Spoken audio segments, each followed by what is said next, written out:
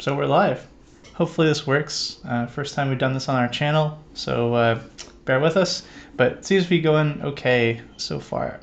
So hello, I'm Sergey. If you guys have been watching our channel for a while, you'll know that I'm mainly doing reverse engineering videos here, where I'm looking at malware, trying to teach you guys some of the tricks that I know and that I use in the trade.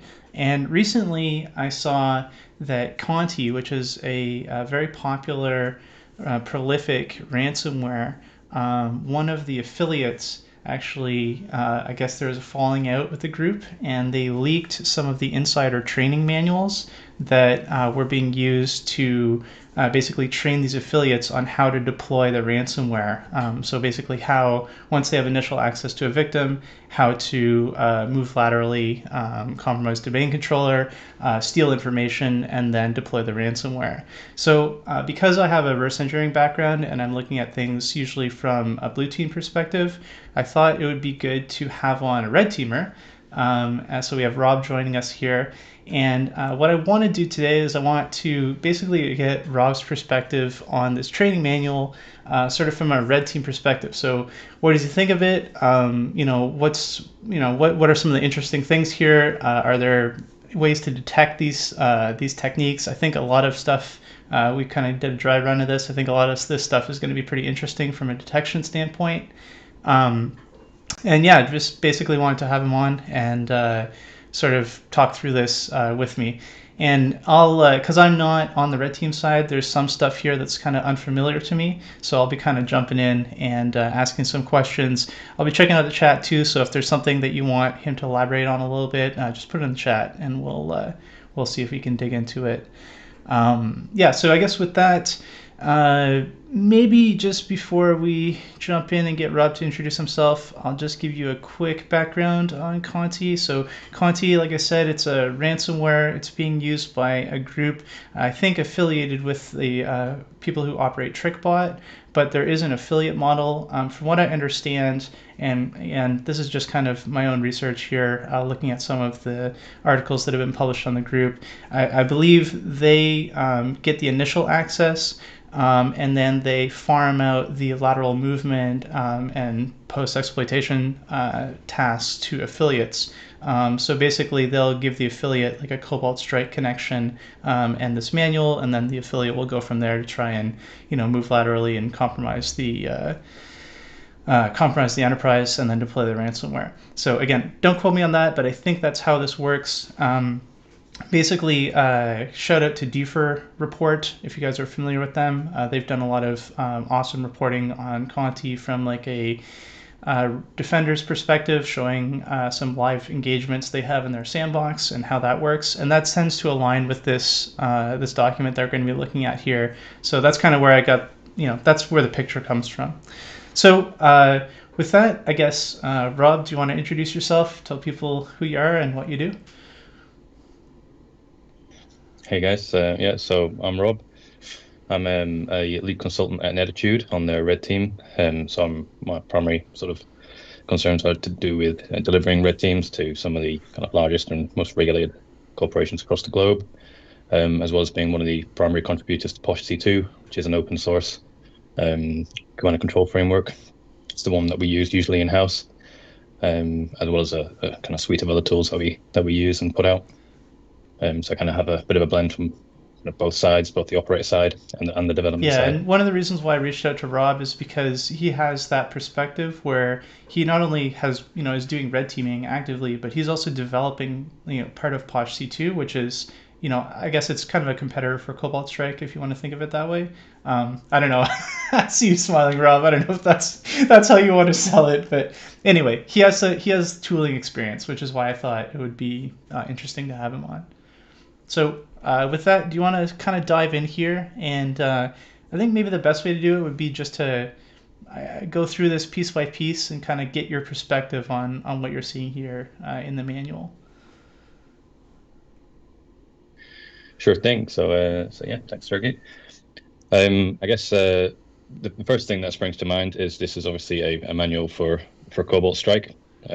So for any who don't know it, I mean, I'm sure everyone's heard of Cobalt Strike, but it is a proprietary command and control framework It's supposed to be used for adversary simulation or red teaming activities, but there's been cracked versions out there for forever. It's well known that it's used by real threat actors.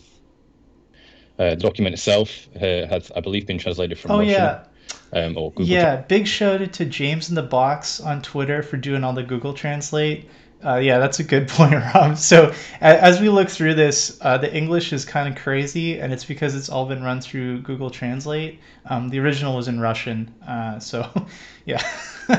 But anyway, we'll make do with it. And thanks for the translation to James. Yeah, for sure. I mean, some of the English is kind of janky, but luckily the commands are kind of verbatim, so we can definitely kind of read those and get a sense of what's going on. So there's kind of multiple steps to this. The first one is talking about initial exploration. So as Sergey was saying, they get handed a beacon within the network. And the first thing that stands out is we're running a lot of kind of domain enumeration and situational awareness commands. So we're in sort of shell who am I groups. So these, most people are familiar with these. These are native Windows binaries that are going to be on the host. Who am I is going to tell you what the user is, and the groups are the permissions that you belong to them, the permissions that you have, the groups you belong to, and the permissions you have on that host. One of the interesting parts here is straight away we're using Cobalt Strike's shell command. So Cobalt Strike is configurable with malleable profiles, so you can change a little bit of its behavior, but not all of it is closed source. And by default, the shell command will spawn cmd.exe /k or /c, and then in this case, whoami.exe and so on.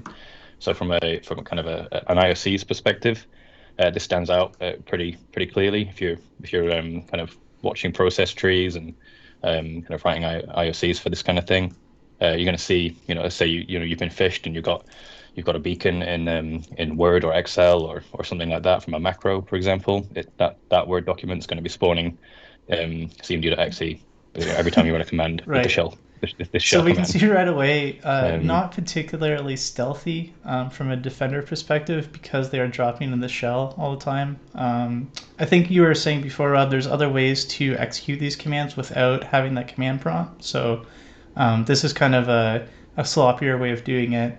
And of course, if you are doing process tree monitoring, you see command.exe popping out underneath of Word.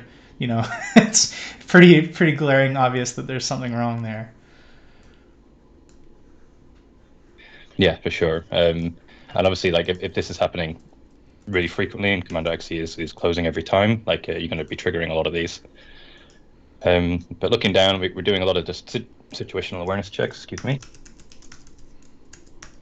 A lot of situational awareness checks. So we're looking for, the IP's domain controllers. We're looking to get the domain names, the local administrators to the host that we're currently on, as well as membership to groups like domain administrators.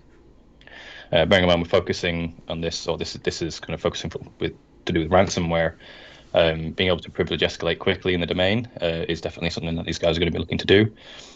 Domain administrators, for example, I mean, if we can elevate quickly to a domain administrator, we're going to be able to laterally move across the network, as well as having admin access to all the shares, which is obviously critical for encrypting them and holding the company to ransom. And I should mention, as we go through this, one of the things that kind of becomes apparent, and you could see actually at the very top they were saying, you can do some Googling to see what the revenue of the company is, because they tailor the ransom to the revenue of the company. Something else that this group does is they steal confidential or sensitive information during the intrusion, and they use the threat of leaking that to pressure the victims into paying. So part of this document goes into how they search for and steal that information. And you can see not only would enumerating shares be great for deploying your ransomware, but it's also good for trying to find sensitive information you can steal.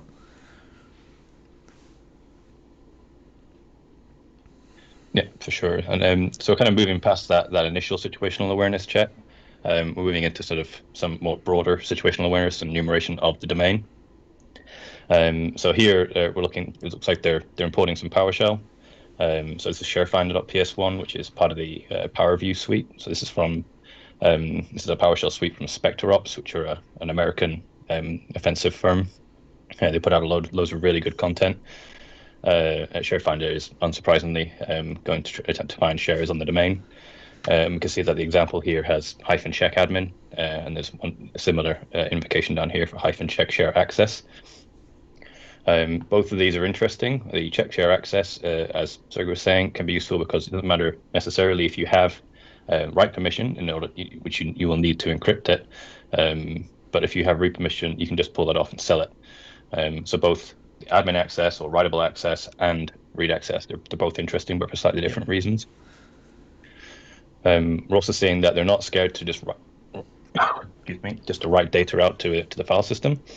So here they're piping this to out file, program data sh.txt and shda.txt. Obviously, changing this file is incredibly easy. You can change this to be any file you want. But given that, speaking from experience, most people just like to copy out and paste one-liners into Beacon or into your command and control framework. These are easy IOCs just to have on. If someone's going to write something to these files, and you can alert on those. Yeah, it's kind of funny.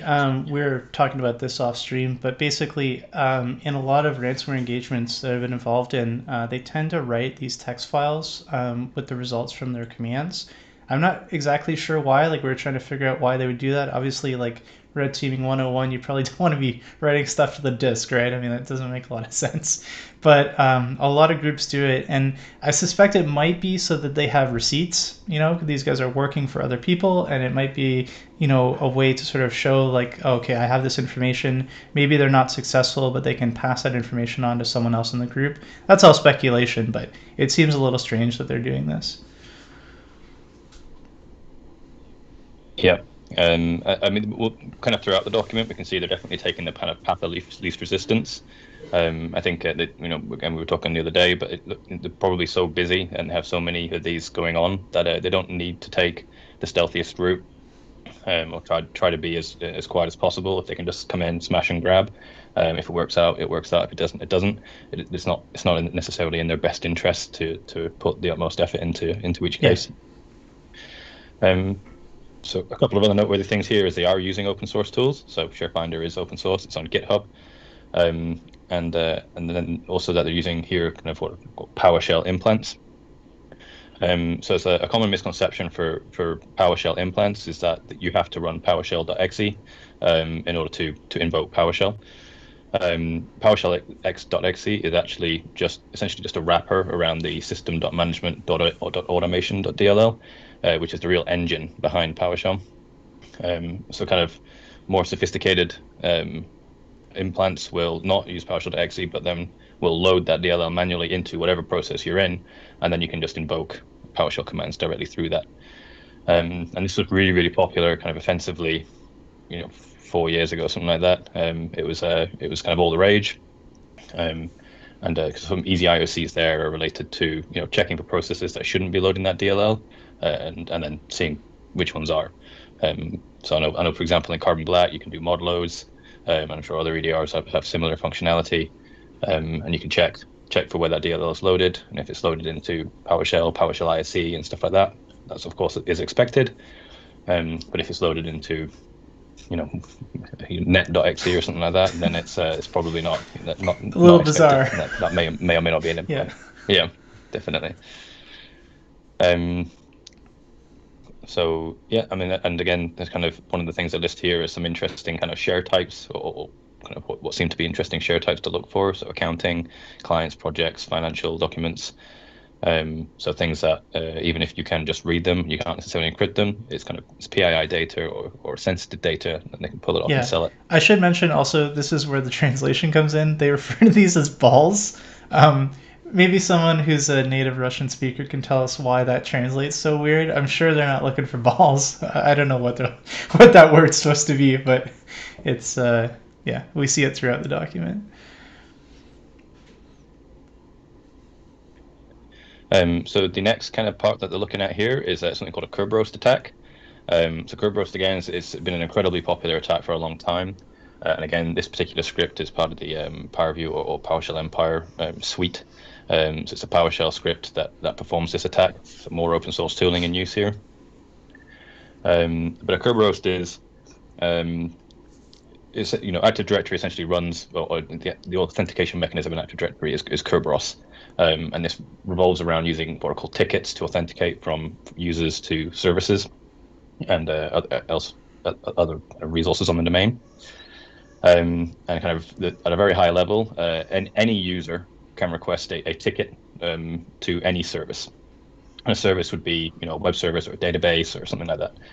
And even if they're not authorized to access that service, they can request a ticket for it, because they then take that ticket to the service, and the service will then authorize them or not. But requesting the ticket is just a way of validating that that user is who they say they are.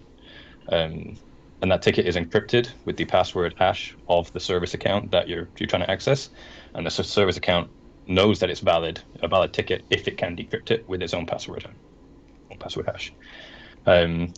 The long and short of it is, any user in the domain can request, or any authenticated user can request a ticket to any service, and you can take that service offline and attempt to decrypt it. And if you're able to decrypt it, you found password hash, or you found the password for that service account, and therefore you've compromised that service account.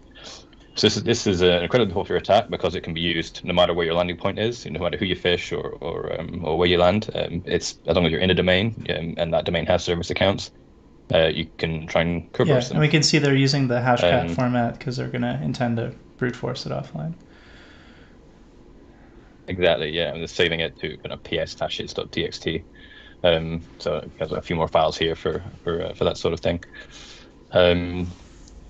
But there's various levels of kind of sophistication you can do here. You can request all service accounts. Service accounts usually have a range of privileges in kind of less well put together environments. You'll find that they're often privileged. You might find domain administrators, they belong to the domain administrators group if they need to perform certain actions that require that on the domain. And they're not operating with kind of the principal least privilege. People just throw them into that group, and then if you're able to request a ticket, decrypt it, suddenly you have a domain administrator. Right. So it can take you from 0 to hero really, really quickly.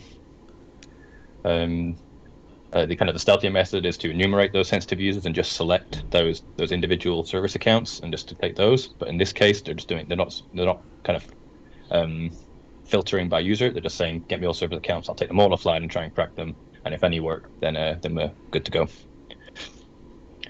And so interestingly here, on the second account, they're using Rubio.exe. So this is again from the Spectrops guys. This is a C# or .NET assembly, and it's being run with execute assembly in Cobalt Strike. But it's doing the same thing. In this particular case, it's Kerberosing. But here they're adding an additional filter for admin count equals 1. An admin count is a filter in Active Directory where if it's either 1 or 0, and if you belong to a sensitive group in one of the standard Microsoft sensitive groups like domain administrators, or have ever belonged to one of them, that flag is totaled to 1. So essentially here they're just saying, I'm only interested in privileged users, but Kerberos them, and again put them out to hashes. Right. And using that execute assembly allows them to basically not use PowerShell, right? They're loading .NET assembly basically, right? Yeah, so this is a slightly more sophisticated sort of method than this previous one. There's a couple of things still to note with it. So we have to load the .NET runtime, the .NET CLR, into the process because it's a .NET assembly. So you're going to find that depending on what they're using as the runtime process, that still could be an IOC. You're going to find that in your environment, there's a lot more processes that use .NET because any .NET process is going to do it. But still, certain known processes are not going to load it. So net.exe, for example, or netsh, these are unmanaged code. They don't load the .NET runtime. So if you're seeing those load, the MS core e.dll, I think it is, the .NET runtime, that's an IC. But you're going to find it's a lot noisier and a little bit more difficult to weed out. And I think we were wondering about this earlier. I don't know if you looked into it or not, but I think sometimes like some of the word suite, like they will actually have .NET under them because of plugins and whatnot. So it's not as easy to detect, I guess, if you're going directly from one of those, like from the exploit to running one of these. Yeah, no, 100%. And an execute assembly, in fact, similar to the shell command, actually spawns a kind of sacrificial process and then loads the CLR into that process if it doesn't already have it, and then we'll run, for example, in this case, Rubius in that sacrificial process, capture the output, kill it, and run out. So execute assembly can be super noisy with that. If you're monitoring those process trees, you can change via the profile what what process is being spawned into for this, but you're still forced to actually create those processes over and over every time you do these sorts of commands. Right. And then there's kind of a third attack here, which this is an AS roast. It's a different flag to Rubius, and these are certain. It's enabled by default, but you can actually turn off what's called like pre-authentication in Kerberos, so that kind of when you create initial tickets, like you kind of bypass a step essentially. But for those accounts that have that turned off, you can request tickets for those users in a similar sort of way as you can for service accounts. So this is just an additional attack, and trying to see if there are any of these users exist. And we see that. And again, they can pull those hashes off. And we see that kind of throughout the document, where it's like, try this, if it doesn't work, try this, if it doesn't work, try this. Like they really are giving like a lot of different methods to try and do the same thing. Yeah. And you can see here they're saying, we get the files and C program data, which may contain a hash, download, and if successful, send hashes to brute through team leads. Their affiliate structure. Yeah. So the next kind of section here we have is all to do with Mimikats. So I'm sure that almost everyone is familiar with Mimikats, but it's essentially it's a tool which has a whole suite of functionality by I think it's Benjamin Delphi or Gentle Kiwi on Twitter. And it's been a real game changer for a number of years now, for operational tool suite, and it just all manner of things on the actual kind of host system. And kind of the I guess the most famous or the most common one is this logon passwords command. And essentially, with Windows hosts, there's a process called lsas.exe, which is the local system security service or something like that. And it's run as an elevated context, and it's the thing that handles authentication on the host. So all users, all services, all processes, it deals with all the security side of things. So if you are elevated, if you're able to get a system shell or a system implant, or if you are an administrator of that host, you can essentially take that memory. You can dump it, or you can just access it and read it. It has a particular format, and you can pull out sometimes clear text passwords, sometimes just password hashes, and sometimes nothing at all, depending on who's authenticated and how it's been configured, and whether it's a protected process and all these kind of things. But essentially here they're just saying, if assuming you are elevated, this will only work if you're elevated. So if you're a local administrator or similar, just dump all the passwords in memory, essentially. So if you're just on a workstation, this could be interesting. You'll be able to pull out anybody who's logged onto that workstation since the last reboot. Or you can try and entice an IT support guy onto the laptop and then do it. Be like, I'm having trouble with my Outlook or whatever, and so on. But if you get lucky and you're on a server, or you're on like a Citrix server or something, where you're having a bunch of people authenticating to it, that can be a gold mine. Yeah. So it just kind of depends on where you land and where you are. One-click admin, right?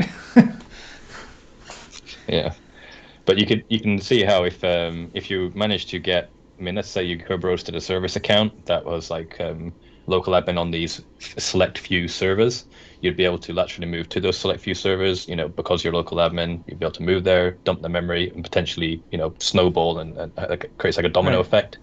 Because on servers in memory, you're more likely to find privileged people accessing it, because that's the nature of their jobs. So you can often have this sort of snowball effect. And there's a number of other commands here. So token elevate, LSA dump SAM. These are just pulling out the local hive on the host. So most modern environments will have LAPS, which is the local administrator password solution, which ensures that the kind of RID 500 administrator account, so that the kind of built-in domain administrator has a different password on every host. So you can't just compromise one host, get the password, and use it everywhere. But there's still plenty of companies that don't have that, and in which case you just need to compromise one host, and then you're G2G, as it were. Right. I think also mentioning, like, from a detection perspective, like Mimikats has to be one of the most SIG tools out there. So I mean, it's interesting to see some of the stuff used where I think they're kind of gambling, right? That either whoever that there is no EDR solution, or nobody's they're asleep at the switch basically. Because we wouldn't. I think, like, of all the stuff we've seen so far, this is probably the noisiest, the stuff that would ring the most alarm bells. Yeah, of sorts. It's I mean, the Kerberos can be really noisy if they're tuned into that because it generates events. Mimikatz. I mean, if typically, like, you're not going to be dropping Mimikatz.exe to disk or something like that. If you do, like, you're asking for a bad time as an operator. So there's a lot of functionality, a lot of tools will allow you to do this in memory. But as we'll see kind of a little bit further on, they actually talk about not even introducing Mimikatz into the environment at all. There are a number of ways you can dump the memory of lss.exe using existing tools, and then you download that memory, you take it offline, and you can run Mimikatz on your own host locally. So Mimikatz never actually enters the environment. You just need to access that memory. So really, the IOC you're wanting to focus on is random processes accessing the memory of lsas.exe, the lsas process. Because anything trying to open that process and obtain a handle to it is a big no-no. That's that's a kind of a good way to catch it.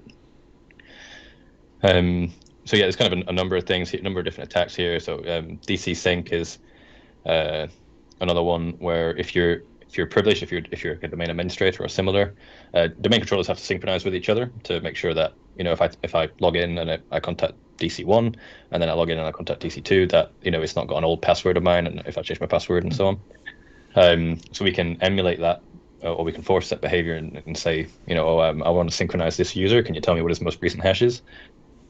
And as long as I'm privileged in the domain, so again, domain administrator or similar, the domain controller just goes, yeah, sure, here's this guy's hash. Right. So that's what this is doing. This is saying DC sync the administrator user, and then you get the NTLM hash, and you can do pass the hash attacks. So you don't actually have to crack that password. You can kind of use it directly. And so there's a bunch more of these, more DC syncs and pass the hash, and it's just kind of going over and provide some examples. I should mention those black bars are because the examples that they use in this document, we realized, are from, like, a live compromise. They're actually from a company, so we've redacted all the information that might identify that company. I guess if you're making a training manual and you're actually a hacking criminal, you just use real data. No need to set up a lab, right? So we tried to redact all that stuff out of this. Yeah. Well, it's interesting that they their path as well is C:/work. I mean, I guess it's a job for them too, right? Yeah, 9 to 5. Yeah. So we're kind of coming on to it's partly sort of working with the dump files. So it's kind of what we alluded to a few seconds ago, where you can pass this sec URL SA. This is all like one command: ::mini dump. And then pass a dump file, and this is how you kind of run it outside of the environment. You just take that dump or the memory, like, download it, and then run this command, and then you can just run your usual commands, and it'll just run it against that file instead of a process. And there's a kind of a number of ways of getting that memory. So you can actually you can start Task Manager, for example, in an elevated context. So if you create an administrator command prompt and task mgr, and then from that you can just find the process, right click it, and just create dump file. There's also Proc Dump, which is a sysinternals tool. So this is a Microsoft signed binary that you'd have to introduce, but is a Microsoft signed binary.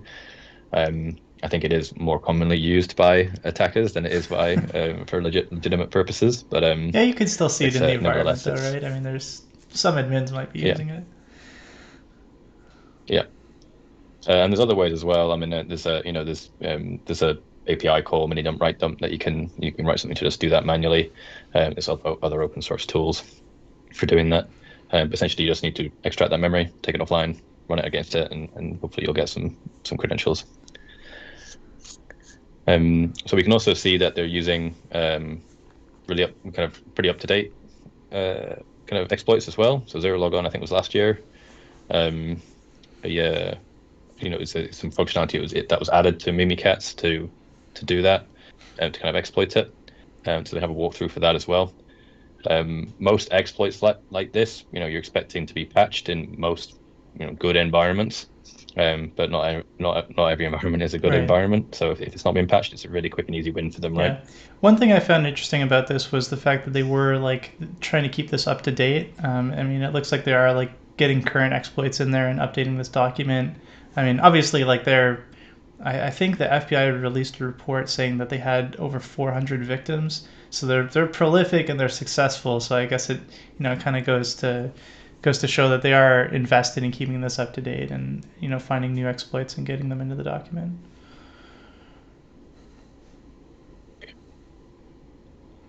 So it's just kind of more ways of just extracting the memory down here. So this is an export from a DLL and that's present on the system 32. And you can run DLL32.exe can be used to invoke an export of a DLL and just call it. So here they can invoke this export with a PID and an output file, and essentially it's just another way of dumping LSAS of the memory. But it's interesting that they're still using shell, so this is going to be spawning CMD over and over every time they do something like this. But it is kind of interesting using that native binary, though. Yeah, no, for sure. So this is kind of the first instance of WMI that you've seen. So WMI is a Windows management instrumentation, I think, something like that. This is the command line for it, command line tool for it. So it's present again in the environment, and it's using shell WMIC. But you can pass a node to the target and run it remotely, essentially. So it's saying, this is a way of doing it on a remote target, assuming you're in a context where you're privileged on the remote host. So let's say I'd managed to compromise a domain administrator process. I would then be able to run this on essentially any host in the domain. Or if you find that the user is just an administrator over on this host, you can run it over there. So that's kind of one way of doing it.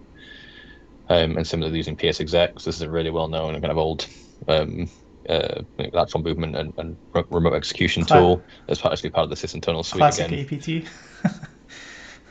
Yeah. But if it ain't broke, don't fix it. So that kind of comes to the end of it's just kind of a few more examples of doing that. So check if it's safe passwords.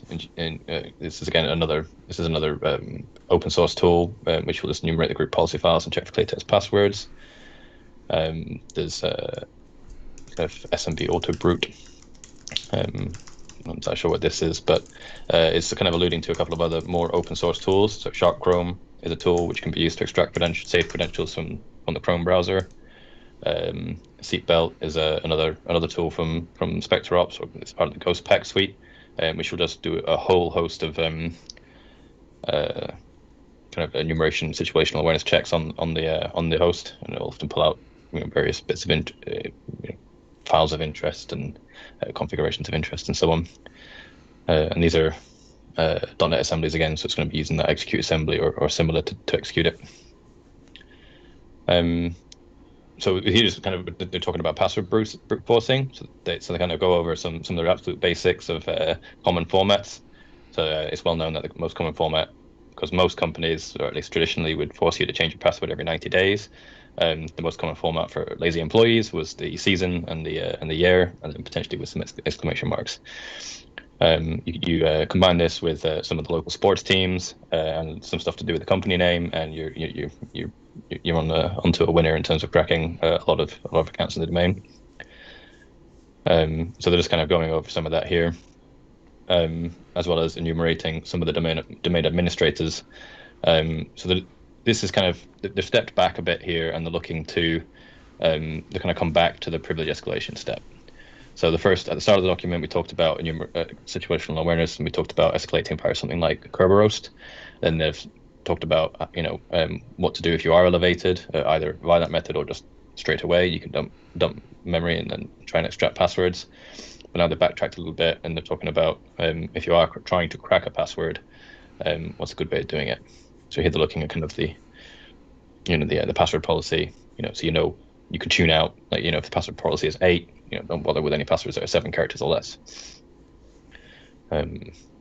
So on. So it's just some spiel about this, checking the lockout threshold and similar. And then once you have some passwords, there's more scripts here. So SMB auto brute. So you can just pass it. So the script, and it'll like essentially password spray around the network, and it'll say whether it's successful or not. So as it sounds, this is incredibly noisy. This is a do not care about anything. Let me just quickly see if I can get a quick win. And because this will only work if the target is essentially privileged on the host, the remote host that they're trying to access. So if you get a success, then you can latch remove, you can extract the memory, and all the stuff we've been talking about above.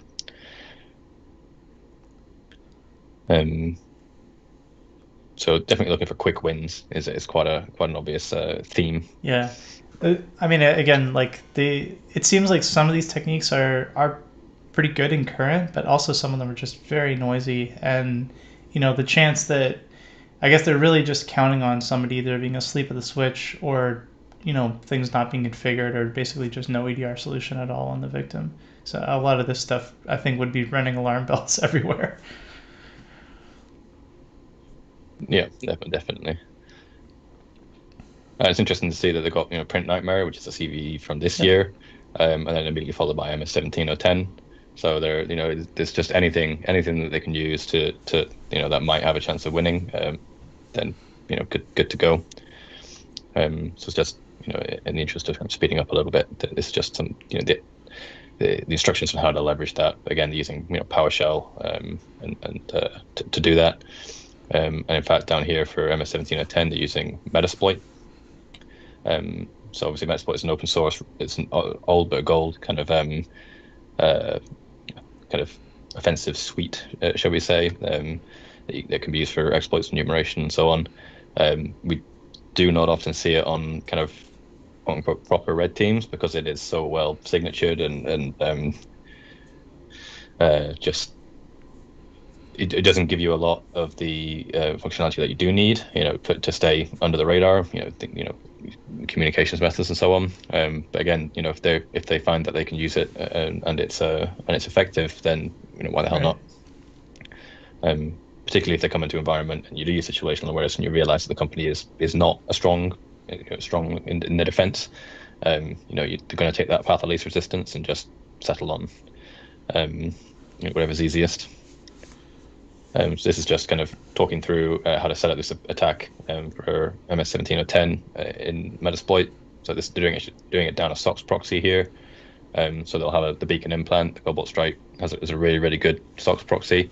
So you set that up. You have Metasploit running locally, and you just pass it down the proxy, and it'll spray that across the network, and see if it gets any wins.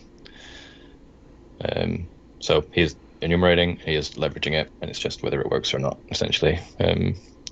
So not particularly sophisticated at all, but again, if it works, then yeah, it works. I do wonder if some of this is like copy pasta from like other, how to use Metasploit stuff. I mean, some of it obviously is specific to what they're doing, but some of it looks like it's kind of pretty generic information. Yeah, and I guess if you've written it up once, you might as well just leave it in there, right? If they've, I don't know how long they've been around, but probably not going to take it out. So we have kind of a bit of a spiel about route to scan. So it's just obviously looking for routers which tend to be Linux based on the domain. Potentially use that as a vector, particularly so you can have clear text credentials lying around. And then on to kind of zero logon again. But the interesting part here is they've moved on to a kind of a more modern technique called using what's called a BOFs, which are beacon object files, loaded by this kind of aggressor script. Essentially, this is kind of a custom format for Cobalt Strike, where you can extend the functionality. But the key point is that these BOFs are run within the implant or within the beacon process. So we don't have those sacrificial processes, those process trees that we were talking about earlier. We're not going to have that problem. These are going to be, just staying within the current process. So you're not going to be able to alert on those process trees, but at the same time, all this activity is happening from this process. So if you're sitting in teams.exe and you're trying to access the memory of lsas.exe, then that is there's still plenty of scope for detection there. Right. So moving down to anchored. So I'm not sure what this part is, but looks to be kind of remote desktop access using kind of AnyDesk. I think they talk about SOX. Yeah, so it looks like they're using like the AnyDesk software as just another way to VNC into hosts, basically. Yeah, or Terror has a similar one. So it's just kind of remote access. It's pretty straightforward. Again, they'll be using kind of CobbleStrike SOX proxy, which is really strong. Yeah, I think like something like that. I guess some environments that would ring a lot of alarm bells, right? You're like, why do we have this, non-approved VNC client or remote access client? That's crazy. But other organizations, if people aren't really keeping tabs, it could definitely fly under the radar. Yeah. So kind of we come to the next section, which seems to be talking about grabbing the ntds.det. So this is obviously if you get on a domain controller, the ntds.det is a file on the domain controller that essentially contains all the password hashes in the domain. So if you're elevated on a domain controller, you kind of have the keys to the kingdom anyway at that point. But here they're probably going for redundancy. So that if they pull out all the NTLM password hashes in the domain, then firstly you can reuse those password hashes via pass the hash attacks and similar. You can also try and brute force them. And then if you happen to get kicked out, you can just reuse any of those credentials that you would like to try and get back in, assuming you can leverage those credentials from external position. So they're just using kind of the standard tools of ESS admin and so on to access the ntds.dit here. And then it's some instructions on pulling that off and extracting the credentials from that. Right. Somewhere. That's a lot of text. And then also kind of moving on to backups. So this is a really good point that kind of actually you made when we were going over it the other day, Sergey. It's like obviously kind of a difference between a red team and a ransomware attack is we don't tend to go after the backups. It's not a step that we're looking to do to remove those because we're not looking to obviously leverage that against them. So some of this stuff was pretty interesting for me to look at. But it's kind of using NetScan and so on to try and enumerate those backups, presumably just to try and wipe them and so that you can't just restore from a backup. Exactly. Avoid paying the ransom. So like one of the key aspects or one of the key tasks they have to do right before they deploy ransomware is make sure that you can't just ignore the ransomware and restore, right? There has to be some sort of impact there. So steady. So you can see there's a little section there on trying to get rid of any backups. So then we kind of backtracked a little bit again, and now we're talking about hunting admins. I guess once you're immediately in a domain, or if you're looking for targets for phishing or similar, because obviously if you can phish an admin, it's a great starting position, right? But also if you're in and just on a whatever kind of foothold that you have, and you're trying to escalate, and there's a couple of bits here on just enumerating who these interesting people are. So there's a bit of talk about the types of positions. I'm not sure what that's relevant to, but looking for domain admins. So here there's just the basic command of shellnet group domain admins / domain will show you that all the domain admins or all the domain admin direct membership of that group. But then there's also where is it? So if we can scroll down a bit. They're talking about checking and verifying these users in LinkedIn.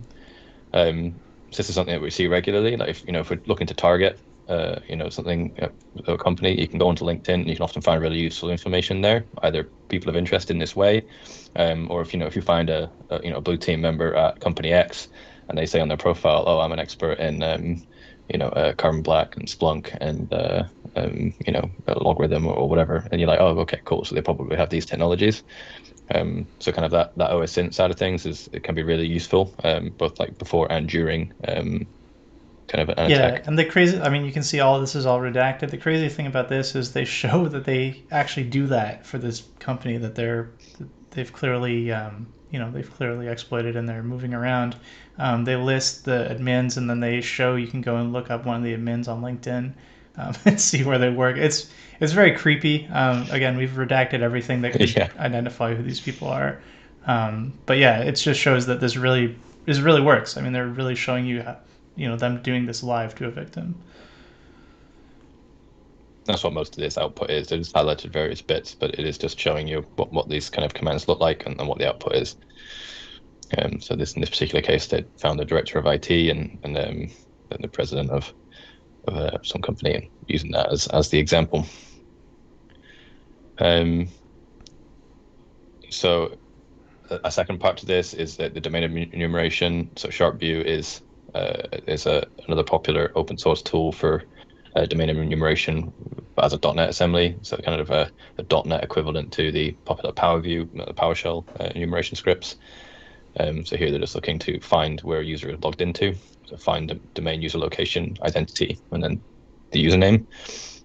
And this can be useful because if you need to target a specific user, like if you might have the credentials to move around the network, but if you need to access a certain particular user, let's say to delete some backups or to access a third-party non-domain joined system or similar, you want to find out where they are so that you can move to their host, and then you look to keylog them or screenshot them or or compromise their processes and try and read their KeyPass files or whatever it is you need to do. But you need to find out where they are. So that's what they're doing here.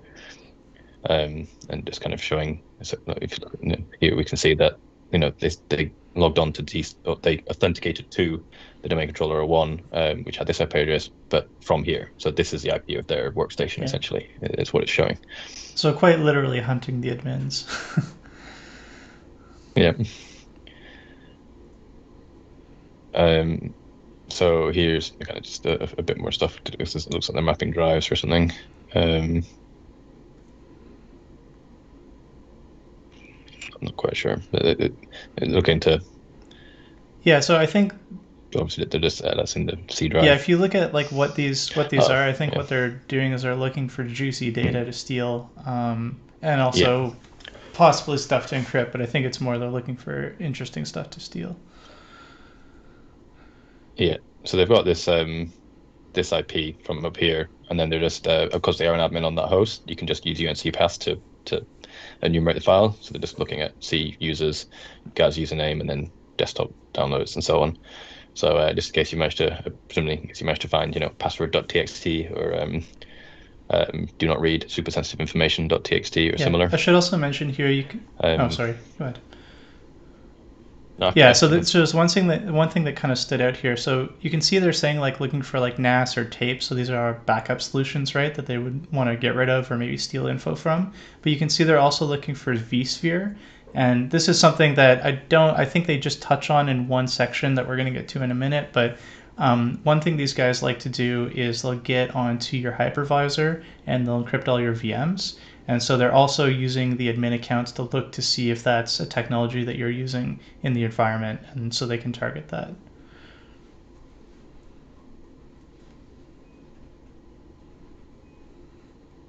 Yeah, that's cool. And then because they're also talking about things like LastPass and stuff in here, so like just some notes on trying to, if you found that user, on getting those next set of creds. So if they're I don't know, if they have CyberArk or something, you want to try and get the CyberArk credentials, something that's not domain joined that you need to use, or find another set of credentials for once you compromise that initial user. So KeyPass, LastPass, the good old-fashioned access.xlsx or passwords.docx and stuff like that. So the OST file, so it's fairly common as well to find, particularly for things like admins, as an IT administrators. Email each other, here's the password for this account, or for this server or so on. So if you can pull off their OST file and try and enumerate it, or email if you can log in via OWA or something like that, then you could potentially find credentials there. Similarly, they don't mention it here, but stuff like SharePoint and internet sites, so it can be a hive of information for that kind of stuff as well. So then we come to the fun part. So let's they've got the data. They've privilege escalated. They've got all the juicy bits and pieces. And so how do they get it out? And it looks like they just one of the options is to just use Mega. So they do kind of highlight that what appears to be don't use the same account for multiple victims. Right. But then there's also a number of other techniques, so rclone, and so on. Yeah, so I think they're using like rclone to send stuff up to Mega. It's like basically a data uploading tool. Cool.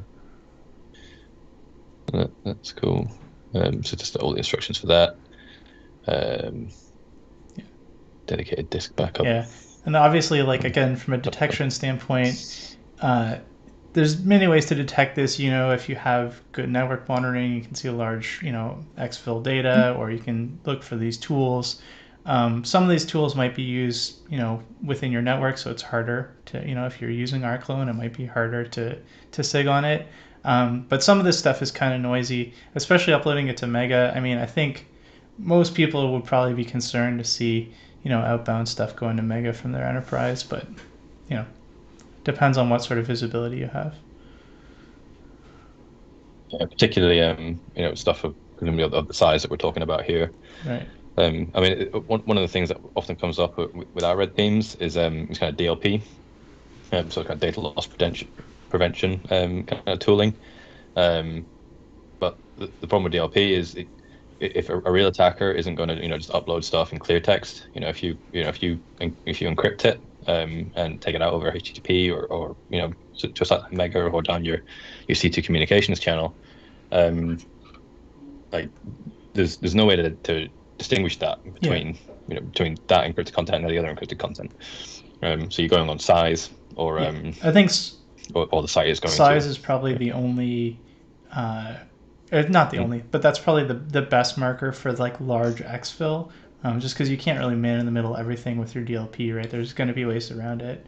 Or you could, but there's other ways to encode or encrypt that data even within the man in the middle. So yeah, looking at size tends to be a winning strategy. Yeah, and if they're doing like SSL inspection or on their HTTP comms, for example, but if we manually encrypt that within the body of the HTTP request, then it's still, it'll look a bit suspect, but you still can't. Your DLP, checking for credit card formats and stuff like that isn't going to apply. Exactly. So it's more about accidental loss, I think, more than anything else. So stage 3 comes to they've got the data out. It's obviously the actual ransomware part. So here there's some, well, I'll say pretty kind of low sophistication methods for doing it, but at this point they don't care. They're just looking to set everything on fire. So they're running ps-exec. So again, that's the system internals binary. So accept the licensing agreement, and a share here that they've set up at one of the steps. Using your domain administrator username and password, and then they copy it from the primary domain controller / in this case it's fx166.exe to temp, and then execute it. So I think you were saying, Sergey, it's a common IOC for them to chuck that they're essentially the final locking payload on the domain controller. Yeah, exactly, because of the way that like all the hosts have to be able to read from the DC, so it just seems to be the best place to drop that. So they'll drop their ransomware on, like you can see here, on a shared file on the domain controller, and then they use one of these scripts to basically pull it down. Like on each one of the hosts, they'll pull it down from the DC and execute it. There's different ways that they do it. You can see even here they've shown some different ways, but that tends to be the strategy. Yeah. So in this one here, they're on one host and they're targeting another host, saying copy onto machine A from the domain controller the ransomware, and then this second command is then executing it. So again, you copy it down onto the remote host and execute on the remote host. Alternatively, they use WMI here to kind of do it in a oneer. They copy it down, and then at the end to kind of an update location. At the end, they execute it directly. There's just multiple ways. You can just spray this across the network, right? And you're copying it to every host and executing on every host. Yeah. There's also a Linux version, so I think this comes to the VMware stuff Yeah, you were talking exactly. about. So this is where, obviously like the VMware hypervisor, it's not Linux, but it's Linuxy enough that you can run an ELF binary on it, and it's not going to be, it's not going to be an issue. So they have this ELF ransomware for Linux machines, but really it looks like it's tailored for hypervisors because they have these commands where they can kill the VMs before they start encrypting. So what they'll typically do is they'll get on the hypervisor. They'll use this to basically shut down all of your VMs so that they can encrypt the disk and encrypt the VM disk, and then they'll encrypt them all in the hypervisor. Lots of companies now using full virtualized IT. If you hit whatever the one or two hypervisors they have running, there goes their entire IT infrastructure. So it's a pretty effective way of doing this. We see it becoming more prevalent now. There's been some posts about some blog articles and stuff. So I think the word is spreading that this is a good bang for your buck, and these guys certainly do that.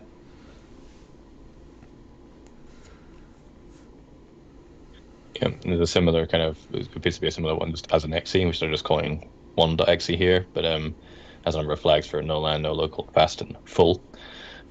Youth on nerves.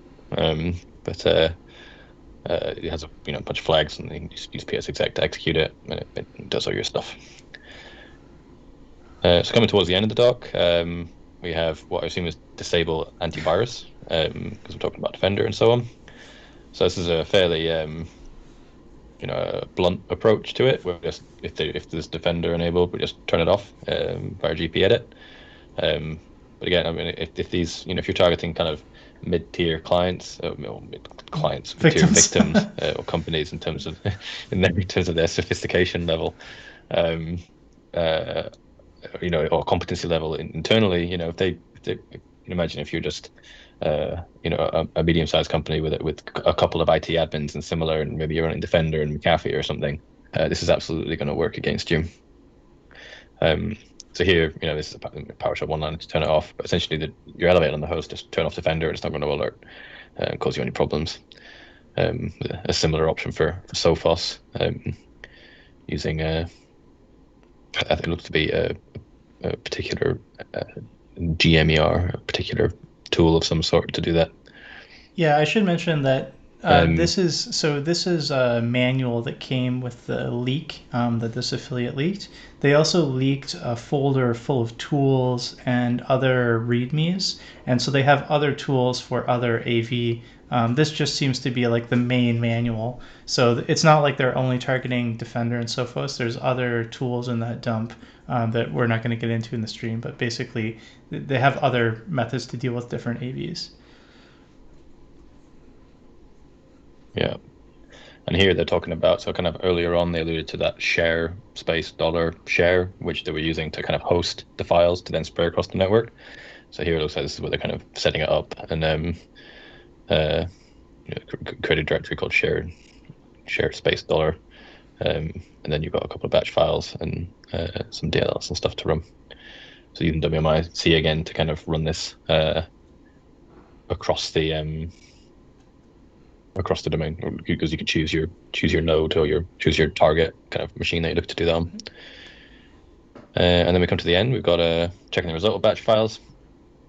I guess it's fairly self-explanatory, and then some stuff to do with reporting. So we redacted all that, but it looks like because they are an affiliate model, the affiliate is expected to sort of compile the data from their intrusion and their deployment and send it back up to their boss. I guess that's how they get paid. I don't really know, but we redacted all that. So hopefully, I guess that kind of brings us to the end here. I saw a lot of questions flying by in the chat, but actually I saw people answering them, so thank you very much. There's no mod. It's just us. So hopefully if you guys have any questions now, we'll stick around for a minute or two, get them in, we'll try and get them answered, and then we'll end the stream. So if anybody has anything burning you want to ask me or Rob, get it in the chat now. Do they file tax returns? Yeah.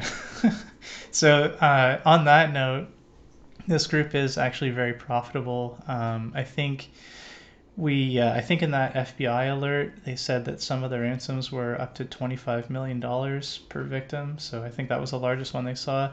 So they're, extremely, I mean, this is a serious group and they're making serious money. So yeah. I mean, I'm working for the wrong company, it seems. Right. Poor red teamers. Well, at least you can sleep at night. I don't know about these guys. Well, they probably sleep great on their piles of money, right? Sleep like babies. Scrooge McDuck. Yeah, exactly. What else do we have here? Something not related to this. Can you show how to fix the import address table manually? Yes, we have some videos on fixing import address tables. If you look through our old tutorials, I could maybe do something in the future, but definitely not on this stream. Some more questions.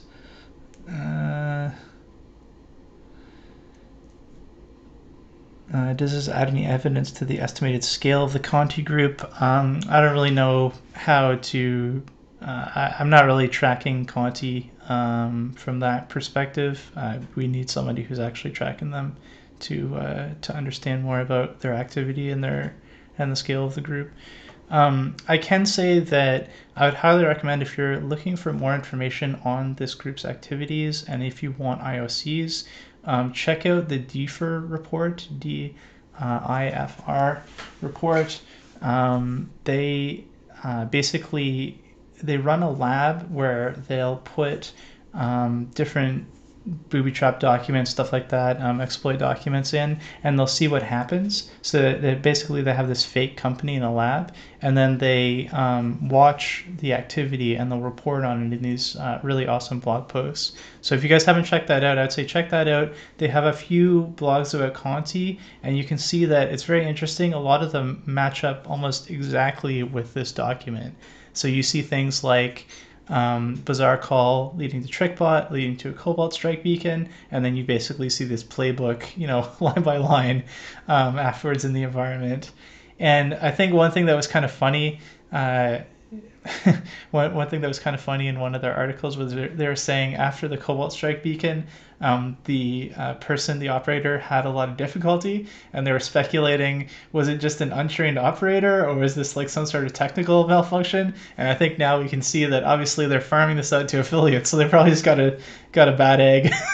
Somebody who really didn't know what they were doing, was trying to exploit their environment in the lab. So I thought that was kind of funny. All right, one last call for questions here. Yeah, they leaked a few videos. Yeah, so on that note, you can check on Twitter. I'll post a link to the leak. I don't want to post a link to the original leak here on YouTube. I don't know what the terms of service are, and I don't want to get banned. So I did post a leak to the defanged or safe translated document because I think that's fine. But if you want the direct leak, you can just check on Twitter. Post a link to that, and there's, like I said, there's a lot more stuff in there if you want to look through it. I think that kind of wraps it up. Okay, so with that, thanks, Rob, for doing this. Certainly eye-opening for me from a reverse engineering perspective to see how all these tools are actually used. Pretty interesting. And anything you want to say before we close this out, Rob? I guess not. I mean, the one part is I know that some people were asking about some of the kind of IOCs and detections. There's in what is something of a self-plug. We have a blog post which goes into a lot of what I was kind of already talking about on the Netitude Labs. So I'll just kind of briefly show that. Point people out. I'll paste a link in the description. It goes over a lot of the things about the kind of the system automation DLL being being caught, and the similar for the .NET binaries and stuff like that. So for anyone who's interested in that sorts of things, yeah, I'll post that link in the description below the video after the stream, and I'll also link. On Twitter, I've linked to Rob's Twitter handle. You can see it's down here on the screen. If you follow him, I guess you can just put out a link as well, Rob. Sure. All right. Well, Thanks very much. Hopefully we did a good job. If you want to see more of this, let us know. Like, subscribe, promote it, and we'll do more. All right. See you guys later.